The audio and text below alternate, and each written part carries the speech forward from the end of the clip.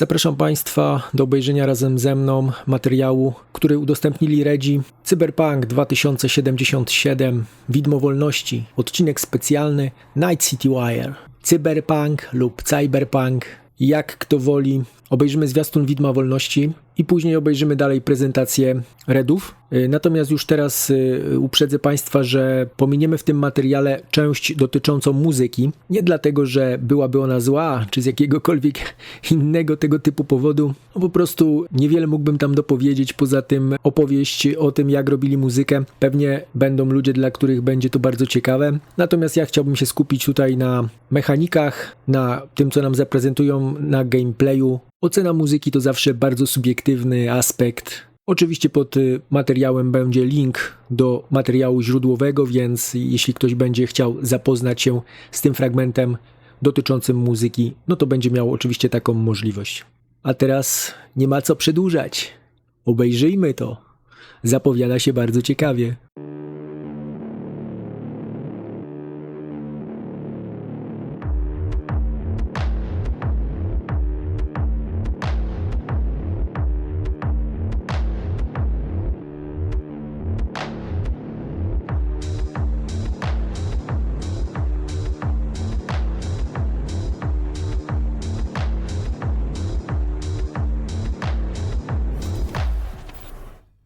Hello everyone and welcome to this special jam-packed episode of Night City Wire.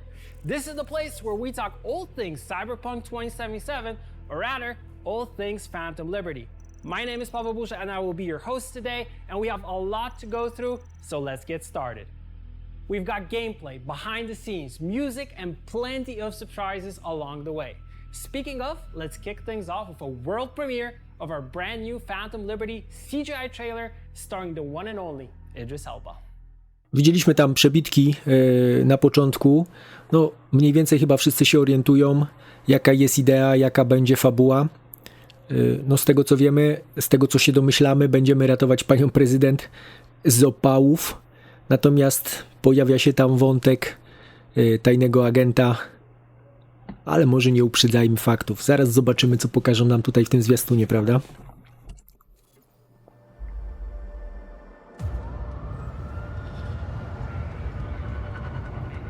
This is it. Trust me. You know I do.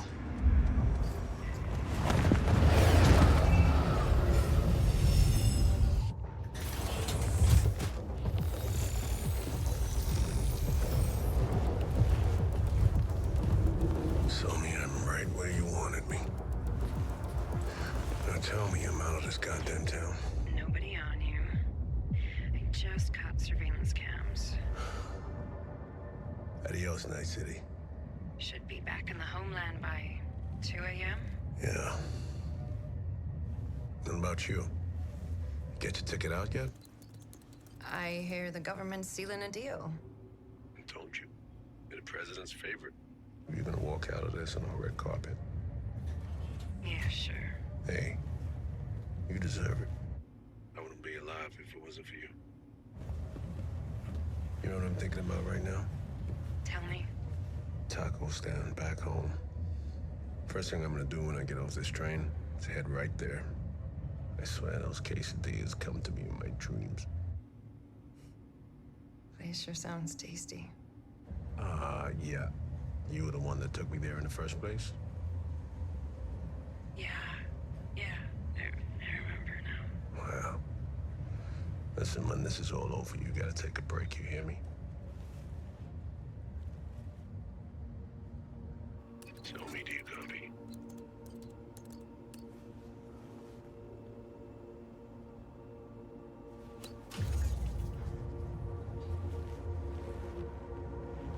So we got a passenger and he's carrying. I think we might be compromised. Can you hack the trap? Show me.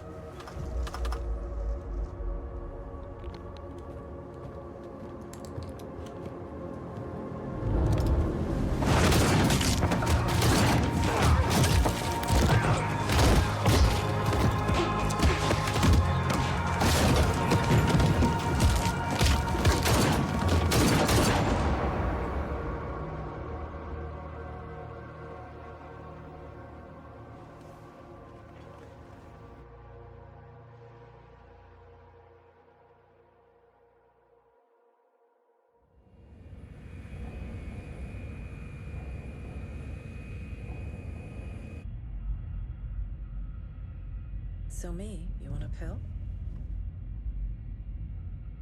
So me, Excuse me, Madam President. pill? It's going to be a long flight. No, thank you.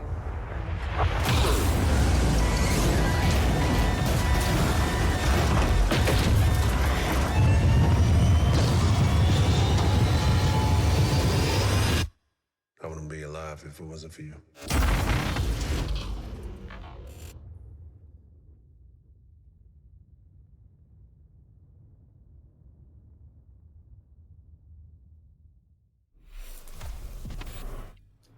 Specjalnie nie przerywałem, nie odzywałem się na tym cinematiku. No powiem, że naprawdę robi wrażenie. Genialny. Wiadomo, że to jest zwiastun, wiadomo, że nie ma co na tym opierać swoich oczekiwań związanych z tym, jak będzie gra wyglądać. Wiadomo, że jest to materiał marketingowy, niemniej jednak robi wrażenie. Genialnie też do tego cinematika pasuje występujący tam i będący teraz już twarzą Widma Wolności Idris Elba. No co tu dużo mówić, robi ten zwiastun wrażenie, nie tylko swoją formą, tym oczywiście też, ale także przekazem. No mamy tutaj do czynienia z ewidentną zdradą. Zdradzonym oczywiście jest tutaj tajny agent, zdradzony przez swoich mocodawców. No natomiast no niestety osobą, która jakby bezpośrednio także jest zdrajcą, okazuje się ktoś jemu bardzo bliski.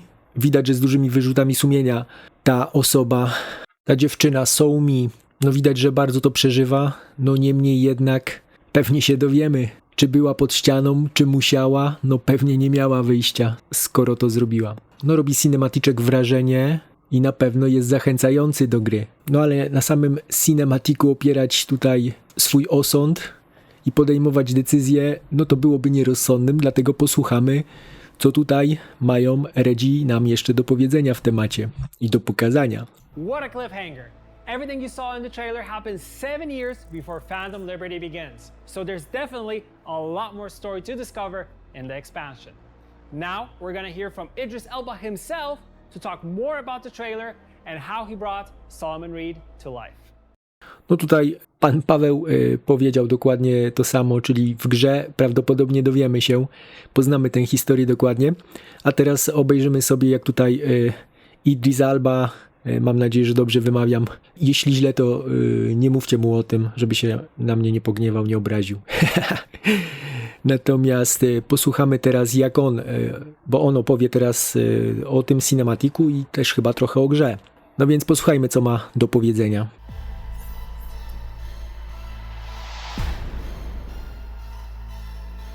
Hi, I'm Idris Elba, and I play Secret Agent Solomon Reed in Phantom Liberty, the upcoming expansion for Cyberpunk 2077.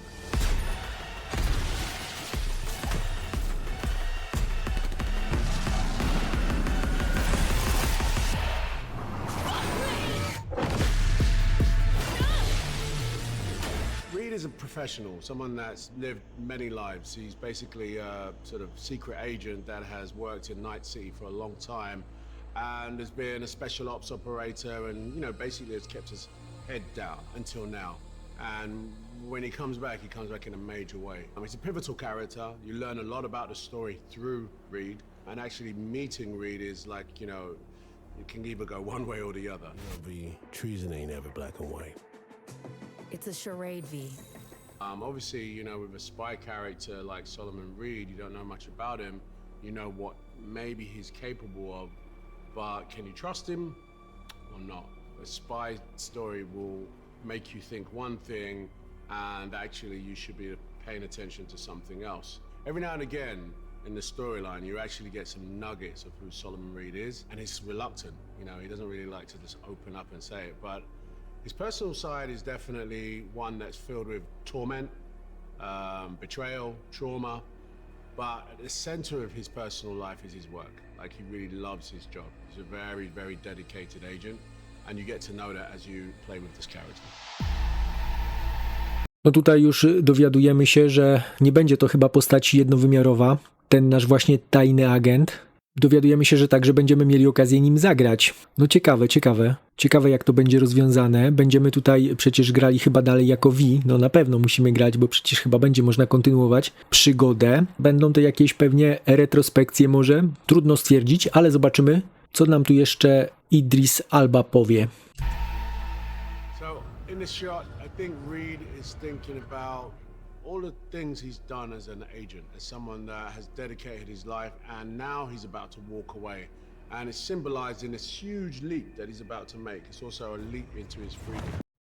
No właśnie ten moment, tak jak on tutaj zaznaczył, chyba taki symboliczny, bo jak wiemy z filmów głównie, no to raczej ciężko przestać być tajnym agentem, podwójnym agentem. No raczej przełożeni takich ludzi no nie chcą ryzykować, że jakieś tajemnice mogłyby wyjść na jaw. Dlatego no to jest raczej praca dożywotnia, a emerytura nie tyle oznacza spokojny czas i odpoczynek, co raczej pożegnanie się z tym światem. No tutaj możemy przypuszczać, że nasz agent już zdecydował, że chyba jednak czas byłoby odpocząć, natomiast no nie chciałby pewnie żegnać się jeszcze z życiem. Dlatego tutaj jakieś rozwiązanie takie zastosował. Jak już wiemy z Cinematica, no nie do końca poszło wszystko zgodnie z planem. So what I love about Cyberpunk, you know, is the technology. The tech is mad. Solomon's right here. He's done. He's on the train. He's about to chill. He's leaving. And also he has the one person that he trusts to help him make that escape. He's not thinking that anyone could have infiltrated him. No one even saw him get on the train. He jumped from the sky. So he's feeling really good. For anyone who's really looking at this frame, there's a big Easter egg. Look for it. It's there. It's in the frame. But it's a big Easter egg. That's all I'm saying. Domyślacie się, o co chodziło? Get your ticket out yet? So me. I hear the government's sealing a deal. I remember shooting this. You sit in these sort of like pajamas, basically. Chodziło chyba o to 007 tam nad nim. Troszeczkę chyba. Gdzieś w tym miejscu to było? Tak mi się wydaje. 007% chyba? Nie wiem co tam było. No ale pewnie o to mu chodziło, bo tak rzuciłem okiem szybko po okolicy, ale nic innego. To mi się od razu rzuciło jakoś w oczy. Stuff all over you and you got a big sort of camera thing rig on your face. You've got to really get into the imagination of your character. And I remember shooting this and it's incredible, man. Now look at the detail and on the animation. Obviously I was there so I'm acting, but to see it come to life like this is bonkers. Taco stand back home. First thing I'm gonna do when I get off this train is head right there. I swear those quesadillas come to me in my dreams. Place sure sounds tasty. The Reed-Somi relationship's a really big thing to unpack. It's really good. I can tell you that, you know, Solomon Reed and Somi have a special bond. More or less, Somi is his protege. He trained her to some degree. He's one that looked out for her. And all I can say is that he trusts her. This is the moment. That's the beginning of the section where it starts to literally crumble for their friendship. Super tense moment there. And this is for Somi, this moment of, you know, do I, don't I? Do I betray a friend? Someone's like a father. She's under incredible pressure that we don't realize. It's either her or him. No to tutaj z tego dowiadujemy się już, że to była po prostu relacja mistrz i uczeń w pewnym sensie. Ona traktowała go jak ojca, więc on traktował ją zapewne jak córkę. No on tu powiedział, że to był wybór między on czy ja, czyli no możemy przyjąć, że nie miała żadnego wyboru. Wyborem po prostu była śmierć, tak? Śmierć jednego z nich, jego albo jej. Zresztą chwilę wcześniej on mówił, że o tej zdradzie, że no to nie jest takie czarno-białe, że ta zdrada nie była taka czarno-biała. Przynajmniej tak to zapamiętałem w tym momencie. Okej, jedziemy dalej. And that's why I love this moment when he touches the door and he's like, Somi, he knows immediately he's been made. He's dead. There is a moment of remorse and a moment of sort of regret, I guess, feeling a bit betrayed from Somi, but that's not what he's thinking about right now. What he's thinking about is like, okay, how do I try and up my odds here and get out?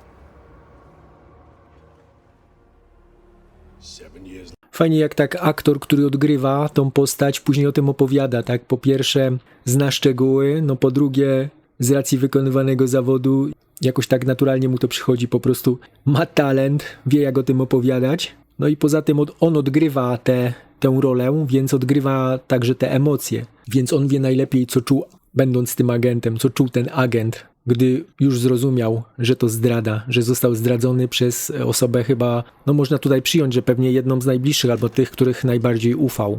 No okej, 7 lat później. Leader. This is the moment that you actually realize that Somi is just a different person. You know what I mean? Like she's a lot more harsh looking, colder in the eyes. So me, you want a pill? So me, Excuse me, Madam President. Now she works for the president, it's going to be a long flight. No. but the plane just got shot down.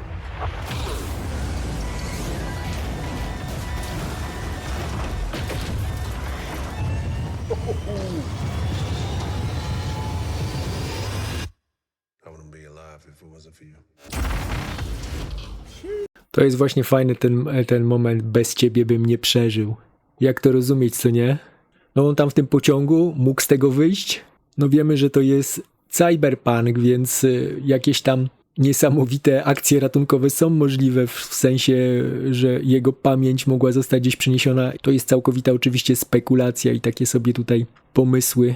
O rany, ale dobry zwiastun, dobre. Marketingowo świetne. Tak czy tak robi wrażenie. Now that is a good trailer.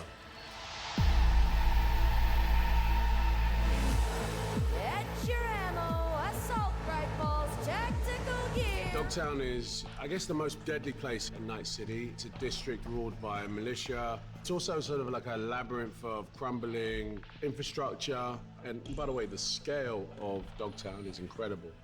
You know, as a storyteller, it's just an amazing canvas. Because it's open world, I mean, you can pretty much go anywhere in it, and it's just like incredible. And the writing in this expansion is really, really good.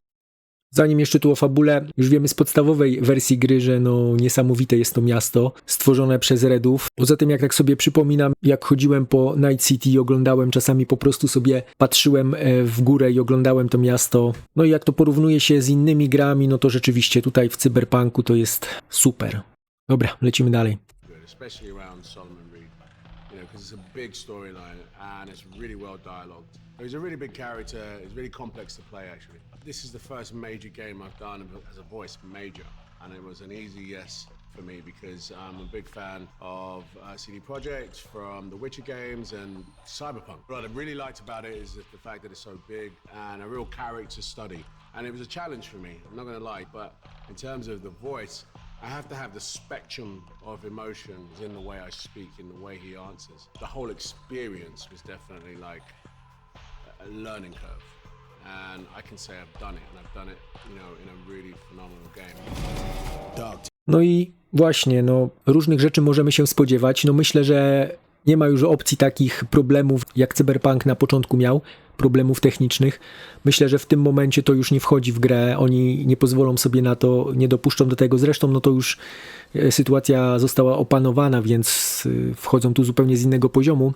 Natomiast no myślę, że jeśli chodzi o fabułę, o dialogi, o misje poboczne, no to możemy być spokojni. Tutaj to jest pierwsza liga zupełnie dla mnie przynajmniej. Także jestem spokojniutki o fabułę.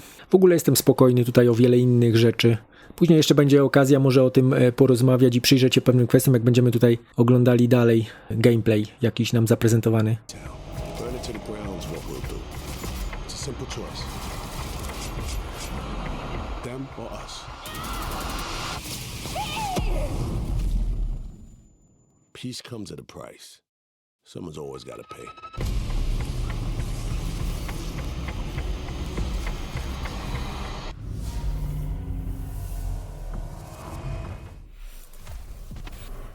Zanim tu jeszcze oddamy głos panu Pawłowi, to powiem, może powinienem to na początku powiedzieć, że akurat tutaj Widmo wolności to nie była ta gra, no to jest wiadomo dodatek, ale no roboczo już będę tak mówił. To nie była ta gra, którą najbardziej czekałem w tym roku, bo najbardziej czekałem na Starfielda, w którego aktualnie gram.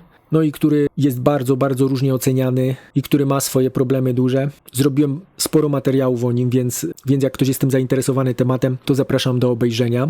Natomiast no nie o Starfieldzie teraz będziemy tu rozmawiać, tylko o Cyberpunku. Znaczy to też nie jest tak, że w ogóle na niego nie czekałem. Czekałem bardzo, bo jestem wielkim fanem Cyberpunka. Uwielbiam tą grę. Zawsze w każdej grze porównuję miasto, jak wygląda właśnie do Cyberpunka. Fabuła, te niezapomniane wątki poboczne, jakby chociaż romans z Panam, no to na zawsze już chyba pozostanie w pamięci. Dlatego pomyślałem, no, że nie może tak być. Nie może tak być, że ja tutaj odpuszczę tego Cyberpunka i to widmo wolności. No muszę się tym zająć. Muszę przede wszystkim pograć oczywiście. Dobra, zobaczmy co nam tu pan Paweł powie. Some stuff. Seeing Idris Elby in action and talking about his character really makes me want to get to know him more in the game. But new characters aren't the only addition to Phantom Liberty. Music has always been a vital. Muzyka to jest ten fragment, który, tak jak mówiłem na początku, pominę w tym moim filmie. Zakładam, że muzyka będzie genialna, no, ale to jest bardzo subiektywne. Zresztą tutaj ten długi fragment tej prezentacji pokazywał po prostu, jak oni to tworzyli. Oni tam opowiadali swoje historie, coś tam nawiązywali również do gry, ale to tak jak mówię, link będzie do tego materiału źródłowego pod filmem, więc jak ktoś ma ochotę, to proszę sobie zobaczyć. A my tutaj przechodzimy dalej, bo tutaj robi się coraz ciekawiej. After music, let's turn to gameplay. I'm here with game director Gabe Amatangelo to talk about some of the amazing new gameplay personalization possibilities we've created as part of Update 2.0 and Phantom Liberty. Gabe, hello once again. Pavel Burza. I recently learned that in English, Burza means storm. Exactly. So your name is Paul Storm. It sounds better in English when you say it, like Paul Storm and Pavel Burza. It sounds much better. It sounds bad. It sounds like a superhero. It sounds like you're Thor's cousin. I wish. I wish. Thor comes into the battle, does a single target damage. Paul Storm shows up, starts doing AoE damage. Perfect start to this. Ciekawe, czy oni się umówili, żeby tak zacząć, nie? Chociaż może wyglądało to jakby było nieudawane. Fajny początek, fajnie to zaczęli. Segment that we have because we're Single talking about target gameplay. AoE. Yeah. Combat. Let's talk about it. Combat has changed a lot, but also character customization has changed in terms of the new perks and all that stuff, and we're here to unpack it. So I know you've talked about this already, but give us a general feel of what we can expect in terms of the changes coming with 2.0 and Phantom Liberty. Sure, and like you're saying, there's so much. So I'd like to start with kind of just saying the spirit of it and what was the drive behind it. We want it to because there's so much potential in the Cyberpunk IP, and when you think about the dark future and cyberware, there's different kind of like super soldier or super merc kind of fantasies you have in your mind, and we wanted players to be able to realize that and play it and feel it.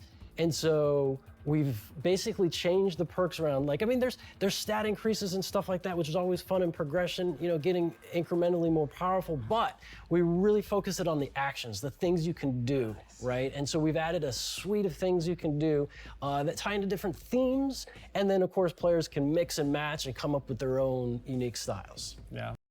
Trochę się boję tych zmian. Znaczy nie dlatego, że zakładam, że to będą zmiany na gorsze, chociaż tego nigdy nie wiadomo. Natomiast martwię się, że może w jakiś konkretny sposób będzie trzeba grać. Że jakoś bardzo będzie trzeba ukierunkować swoje działania. Chociaż z drugiej strony może to nie będzie takie złe. Zresztą posłuchajmy, może nam tu trochę wyjaśnią, jak to będzie. That's really cool, and I like the customization part of it, that, you know, there are some things that we can do in terms of, like, we'll actually show some options in terms of what you can build, and we have the help of designers to guide us through it.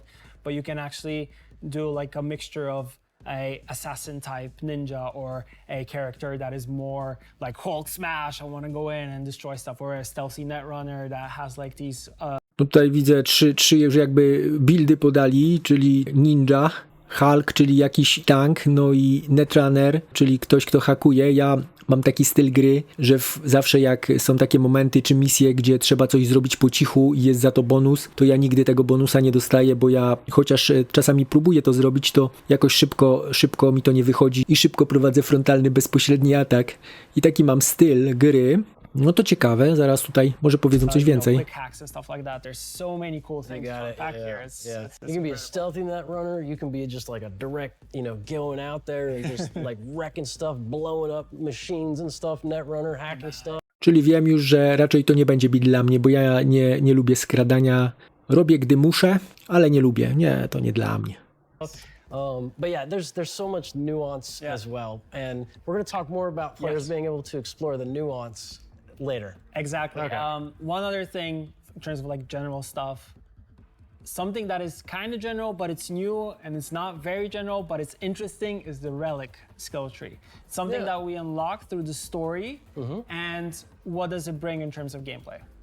So the relic, as you said, tied into the Phantom Liberty story, and it's towards the beginning. It's within the first few minutes, so this isn't spoiling anything. And you've seen in the trailer, if you've watched the trailers, Somi reaches out to you through the relic. They're in a dire situation. It's the only way she can get to you. And to kind of show you she's the real deal and she can help you, she says, here's kind of a taste. I'm going to kind of clear out some of the bad data in the relic, and I'm gonna set it up such that your cyberware can utilize it. Yeah. And so the theme of it is that it kind of both enhances your cyberware as well as able to kind of scan and exploit other people's cyberware. So it's kind of a cyberware theme to it. It's crazy, crazy. It also shows you how powerful she is as a character, but that's like a whole different story arc that we could get into. But I don't want to get into that because I don't want to spoil anything. But that itself is incredible. So maybe what we should do right now is we should see the possible builds that we have. And I know we have 3. We have something that is a super strong solo. We have something that is like a more ninja type, fast solo. And we have a netrunner. And we have the help of our fellow gameplay designers who will actually guide us through those. So Yeah, let's take a look. Czyli tutaj dostaniemy kolejną mechanikę. Oprócz wszczepów, którymi już dysponujemy, dostaniemy jeszcze możliwość, jakby taką nakładkę, dzięki której będziemy mogli to dalej rozwijać i wzmacniać. Okej. I'm Karol Mateasik, lead gameplay designer, and my favorite build is what I like to call a bullet time ninja. Speed is of the essence for both defense and offense, which is why dash and air dash are perfect to get close to enemies without taking any damage. I like to bring a katana to a gunfight, and it goes great with a new perk that lets you deflect bullets and even send them flying back at enemies. If you're running low on health, you can also perform a finisher on low health enemy for a quick boost. But this playstyle isn't only about blades. You can combine 3 great perks, Stun Jog, Air Dash and Air Kerenzikov, to leap off motorcycles and rain down bullets from the sky in slow motion. The new Jailbreak ability from Phantom Liberty unleashes the full power of your Mantis Blades. After finishing or dismembering an enemy, you can perform a really long leap to deal devastating damage. Great for getting rid of those hard-to-reach targets like snipers and netrunners. Powiem wam, że kurczę, to chyba może być build dla mnie. Bo teraz tak sobie myślę i patrzę, to dosłownie wygląda jak gram sobie w The Elder Scrolls Online i gram tam Nightblade'em i dokładnie w takim stylu gram. Czyli ten szybki doskok i wykorzystuję umiejętność, gdzie zadaję dużo ciosów szybkich, więc to wygląda zupełnie tak znajomo i już mi się podoba. To jest build chyba dla mnie. Ja tutaj jak grałem w Cyberpunka, to wykorzystuję monostruny, czyli te wszczepy, które masz tutaj w rękach, atakujesz przeciwników w bezpośrednim starciu. Lubię też postrzelać, nie powiem. Bardzo lubię, no ale tutaj widzę, że w tym buildzie jest taka opcja, żeby postrzelać. Trochę nie jestem fanem tego zwalniania tempa, ale może powiedzieć, że nie jestem fanem, to za dużo, no. Niespecjalnie za tym przepadam, ale może rzeczywiście da się to jakoś fajnie wykorzystać, może to będzie takie tutaj po prostu naturalne. Tak czy tak, no połączenie tutaj szybkiego melee jeszcze z możliwością dystansowego atakowania nie wygląda to źle. Nie wygląda to źle, to jest chyba build dla mnie. Zobaczymy, co dalej powiedzą. With this build, your enemies won't know what hit them.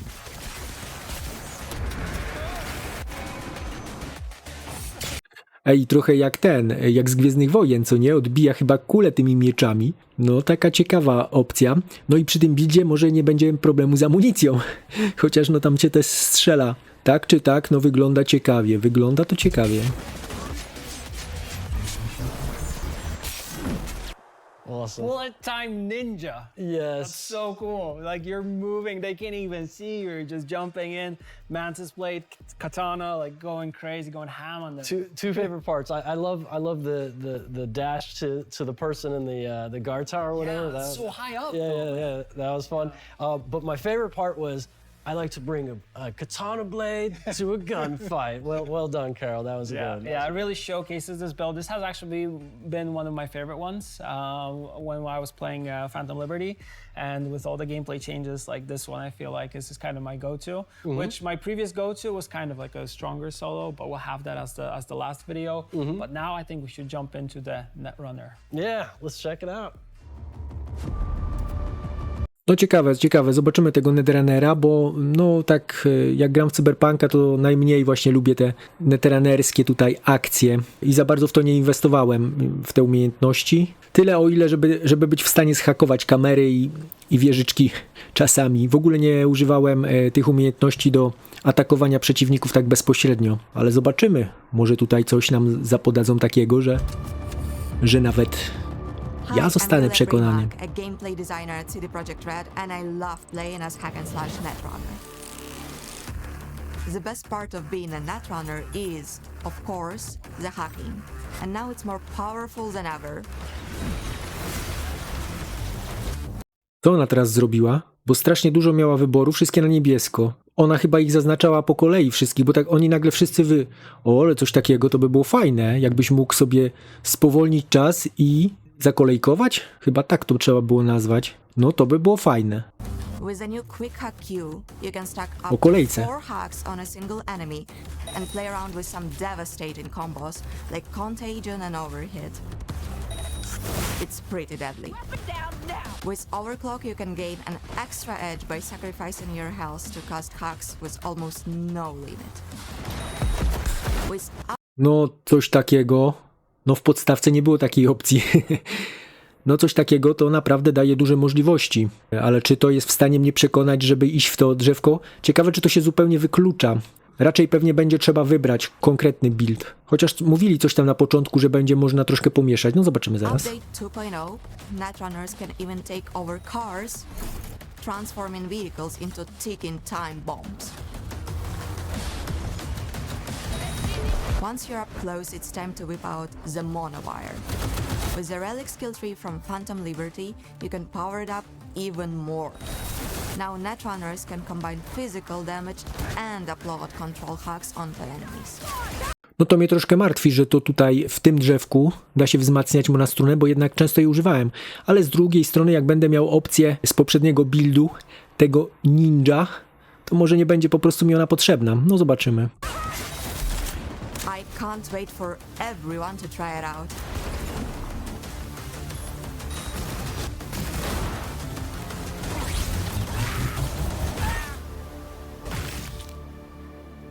Hack and slash Netrunner, wow, lots of action. We kind of know Netrunners to be a little bit stealthy, kind of behind the scenes doing stuff. We have a little bit of that, but still, yet... Właśnie to trochę nie dla mnie, bo jednak trzeba będzie się skradać pewnie, siedzieć w ukryciu. Chociaż no, czasami są takie sytuacje, że gdzieś tam siedzisz na dachu, wtedy fajnie zhakować kilku stojących przeciwników na dole i zaatakować ich jednocześnie wszystkich naraz i wyeliminować. Daje to wszystko do myślenia, będą rozkminki, czym tu grać. Zresztą nic nie stoi na przeszkodzie, żeby zagrać wszystkimi opcjami, co nie? They seem to now go in and get dirty. Yeah, they can do both. But I love to point out the play on words hack and slash. We love these catchphrases here. This was good. I love it. Yes, the Netrunner, that's sort of one version of playing it, kind of doing the damage, via blowing up cars, remote controlling it, getting in there with your nanowire. You can even like spread hacks with it. You can also get some of the memory back and drain. But yeah, you can go stealth to where it's kind of like there's like kind of a game in the network of like as you start doing hacks, like an enemy Netrunner might be like someone's in the network, right? And there's a bunch of different abilities to kind of like suppress that kind of discovery, and so there's that kind of Netrunner combat that's going on there behind the scenes while everyone's like stealth, and it's like we don't know where it's at. Yeah, so that's another one. There's so many different ways. Basically, the whole like pattern and beat and rhythm of net running has changed. Yeah, my favorite part is when the car crashes into everything and just blows up. It was a good Just combo. hot. It was a good combo. She did both hacks there, which was the controlling it, Yeah. and then of course put on the detonate one that had a timer and yeah, Exactly. cool Perfect. combos. Perfect. Cool stuff. And now we have the last Wydaje się to jednak dość mocno skomplikowane, ten styl rozgrywki, co nie? Taka bezpośrednia jednak walka w zwarciu chyba jest dużo prostsza, ale też pewnie łatwiej zginąć. Zachęcam was, żebyście w komentarzach napisali, w które drzewko wy pójdziecie, który sposób grania jest dla was dobry i który się wydaje dla was najlepszym pomysłem na grę. last one. So the last one will be a strong solo build. So yeah, let's check it out. Hi, I'm Filip Dovnar, lead gameplay designer, and I like to come in swinging. So my favorite build is the Savage Slugger Solo. Getting up close for combat is really crucial for this build. The Wrecking Ball perk lets you knock down multiple enemies, all while closing the gap and putting you in the zone for some sweet, sweet annihilation. Another great option is Quake. For some extra flair, you can combine with air dash and drop in from above and throw everyone around you to the ground. When I'm using shotguns, I like to use the Obliterate perk for maximum carnage. And once I'm in range, it's time to take out the big guns. We've got the new finishers that let you grab enemies and throw them during fights. Great for controlling the battlefield. Tutaj na pierwszy rzut oka to wydaje się, że ten build tak jest najbardziej oderwany od rzeczywistości, jeśli tak można powiedzieć w ogóle, jeśli chodzi o Cyberpunka, ale no takie to jest trochę jak z gier fantasy, nie? Walimy młotem w ziemię i tutaj wszyscy dookoła padają. No na razie moim faworytem jednak jest ninja. On top of that, you can supercharge the Gorilla Arms using the new Phantom Liberty Relic tree that will let you send your enemies to the moon. With this build, you'll be unstoppable.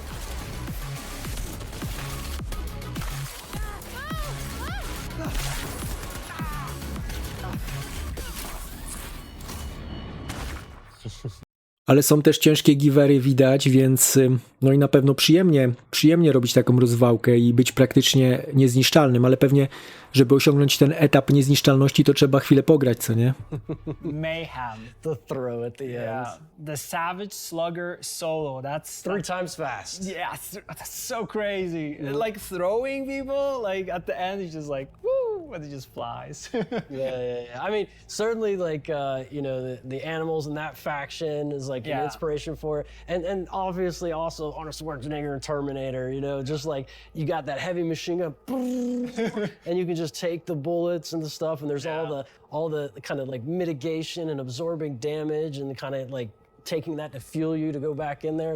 It's just Also with the hammer, like just closing in, actually shows you that this build is very versatile. You can actually go up and close and have some quick interaction, but also you're able to like hold these big weapons, and even though they make you a little bit slower, you're still able to kind of sponge the bullets on you and still go in like crazy and then just throw people. There's so a many lot cool of damage mitigation, and you can resist stuns and stuff like that. It's all about because if you're like the fast solo, you get hit, it's gonna hurt and it's gonna knock you silly, right? But there you can just keep barreling in. And then I love the montage of the claps, the finishes. That was fun. But yeah, Gabe, I mean, that's it for our segment. No muszę przyznać, że ten trzeci build chyba najmniej mi podszedł tak na pierwszy rzut oka. Natomiast ciekawe, czy dałoby się coś pomieszać, co nie? Bo coś z tego ninja buildu i z tego trzeciego. No ciekawe. Czy da się zrobić po elemencie z każdego drzewka zabrać i zmontować jakiegoś ninja netrunner warriora? I czy to będzie tak skuteczne jak iście w konkretny build? Całkowicie. Chyba już nam tego tutaj nie powiedzą, będziemy musieli to odkryć sami. Ale okej, zobaczmy co powiedzą na koniec. Super excited to have you once again here in the studio. Thank you for sharing all your information. Also, thank you to all the gameplay designers who actually showcased the builds, because those were really, really awesome. Yeah, and thank you for everyone watching and the players. As you can see, we have many new ways to play and many new ways to cause chaos in Night City. And that means consequences. Let's take a look at what it looks like to come face to face with Night City's toughest armed forces, MaxStack.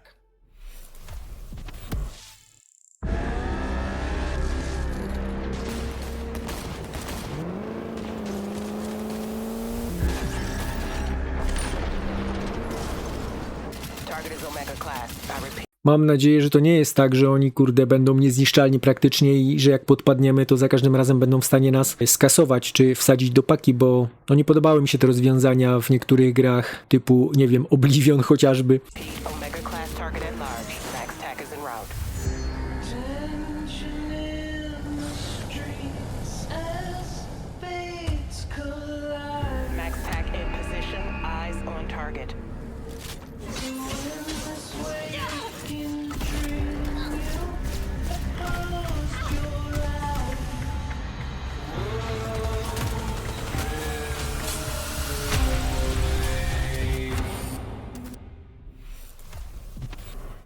It's official! Update 2.0 will release on September 21st for free for anyone who owns Cyberpunk 2077 on Xbox Series X, S, PlayStation 5, and PC. That's just 1 week away. And if you want a taste of what's it like to build a new character with the redesigned perk system before then, we have a cool surprise for you. Right now, you can create your own build and experiment with all the new perks, including Phantom Liberty's Relic Skill Tree, with our Build Planner. Też wrzucę tego linka tutaj pod filmem, bo to ciekawe, co nie? Będzie można się przygotować teoretycznie, spróbować coś już stworzyć, żeby później nie tracić czasu. Już jakiś koncept można mieć, co nie? Head to the Build Planner website now to see what kinds of builds you come up with before the launch of the update and the expansion. That's all we got for this Night City Wire special. Thanks for tuning in. I hope you're excited to play Cyberpunk 2077 Phantom Liberty when it launches on September 26th. We'll see you then in Dogtown. No co tu dużo mówić, no zachęcili do grania, co nie? Cinematic na początku genialny, tam dbałość, znaczy ta szczegółowość tam aż ta grafika taka ostra. No wiadomo, że nie ma się co na tej podstawie za mocno napalać.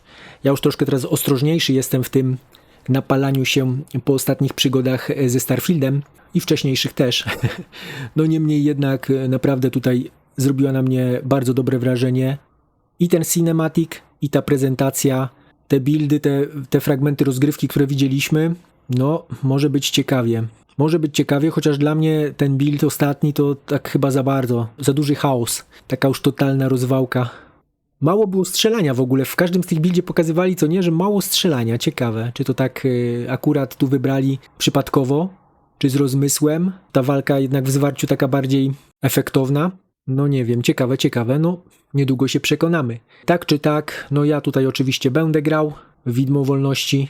W jakiej formie na moim kanale się to ukaże, no to zobaczymy. Jeszcze do końca nie zdecydowałem. Pewnie jakieś live'y z tego będą. Pewnie jakieś materiały innego typu też. Zobaczymy. Bardzo dziękuję za to, że tutaj ze mną obejrzeliście ten materiał. Bardzo dziękuję za poświęcony czas. Trzymajcie się i do zobaczenia niebawem.